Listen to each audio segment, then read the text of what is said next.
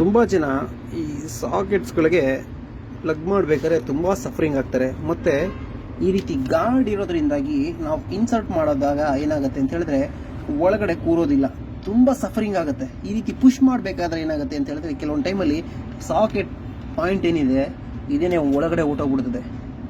ಹಾಗಾಗಿ ಇದನ್ನು ಹಾಕಬೇಕಾದಾಗಲೆಲ್ಲ ಏನು ಮಾಡಬೇಕಾಗತ್ತೆ ಅಂತ ಹೇಳಿದ್ರೆ ಇಲ್ಲಿ ಮೇಲ್ಗಡೆ ಇದೆಯಲ್ಲ ಇದು, ಈ ಪೋರ್ಷನ್ನ ಸ್ವಲ್ಪ ಮೇಲೆ ಎತ್ತಬೇಕು, ಆಗ ಓಪನ್ ಆಗುತ್ತೆ, ಅಲ್ಲಿ ಹಾಕಬೇಕು. ಈ ರೀತಿ ಪ್ರೊಸೀಜರ್ ಇದರಲ್ಲಿ ಇರೋದು. ಈ ರೀತಿ ಇರೋದ್ರಿಂದ ಏನಾಗುತ್ತೆ ಅಂತಂದರೆ ಎಮರ್ಜೆನ್ಸಿಗೆ ಏನೋ ಒಂದು ಚಾರ್ಜ್ ಹಾಕಬೇಕಾಗಿರುತ್ತೆ, ಓಡ್ ಬರ್ತೀವಿ. 3 ಪಿನ್ ಸಾಕೆಟ್ ಆದರೆ ಮೇಲ್ಗಡೆ ಇರ್ತಕ್ಕಂಥ ಟಿಪ್ ಏನು ಮಾಡುತ್ತೆ, ಹಿಂಗೆ ಹಾಕಿದ ತಕ್ಷಣ ಇದನ್ನು ಮೇಲೆ ಪುಷ್ ಮಾಡುತ್ತೆ, ಆಗ ಕರೆಕ್ಟಾಗಿ ಕೂರುತ್ತೆ.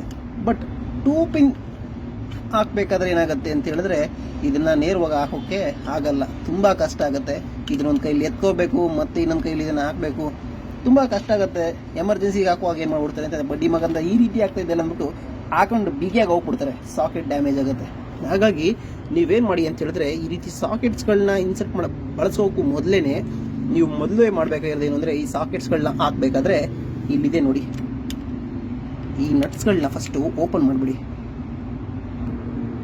ಓಕೆ, ಈಗ ಓಪನ್ ಮಾಡಿದ್ದೀನಿ. ಓಪನ್ ಮಾಡಾದ್ಮೇಲೆ ಇಲ್ಲಿರ್ತಕ್ಕಂಥ ಏನು ಗಾರ್ಡ್ ಇದೆ, ಇದು ಏನಿದೆ ಇದನ್ನೇ ತೆಗೆದುಬಿಡಿ. ಇದೊಂದನ್ನು ತೆಗೆದ್ರೆ ಆಲ್ಮೋಸ್ಟ್ ಆಲ್ ನೀವು ಆಗ್ತಕ್ಕಂಥ ಎಲ್ಲ ತೊಂದರೆನೂ ಕೂಡ ಇದೊಂದರಲ್ಲಿ ಇರ್ತದೆ. ಹಾಗಾಗಿ ತೆಗೆದುಬಿಡಿ. ಸ್ಪ್ರಿಂಗ್ ಇರುತ್ತೆ, ಇಲ್ಲಿ ಸ್ಪ್ರಿಂಗು, ಅದ್ರದ್ದು ಸ್ಪ್ರಿಂಗ್ ಅಲ್ಲಿ ಉಳ್ಕೊಂಡಿದೆ.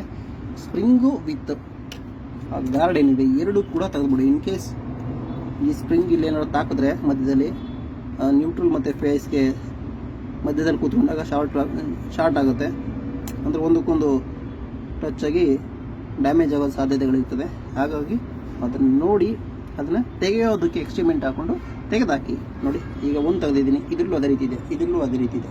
ಈ ರೀತಿ ಇರೋದನ್ನು ತೆಗೆದಾಕಿದಾಗ ನಿಮ್ಮ ಒಂದು ಸಾಕೆಟ್ಸ್ಗಳು ಯಾವ ರೀತಿ ಕಾಣುತ್ತೆ ಅಂತ ಹೇಳಿದ್ರೆ ತೋರಿಸ್ತೀನಿ ನೋಡಿ.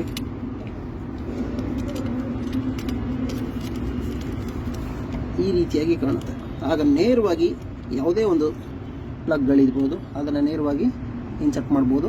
ಹಾಗಾಗಿ ನೀವೇನು ಮಾಡಿ ಅಂತ ಹೇಳಿದ್ರೆ ಈ ರೀತಿ ಪ್ರಾಬ್ಲಮ್ಸ್ಗಳಾದಾಗ ನೀವು ಇದ್ರ ಮೇಲೆ ಗಮನ ವಹಿಸಿ, ಆದರೆ ಇದನ್ನು ತೆಗೆಯೋದಕ್ಕೆ ಎಕ್ಸ್ಟ್ರಿಮೆಂಟ್ ಹಾಕಿ ಇದನ್ನು ತೆಗೆದು ಹಾಕಿ. ಆವಾಗ ನಿಮ್ಮ ಸಾಕೆಟ್ಸ್ಗಳು ಸೇಫ್ ಆಗುತ್ತೆ. Thanks for watching. Have A nice day.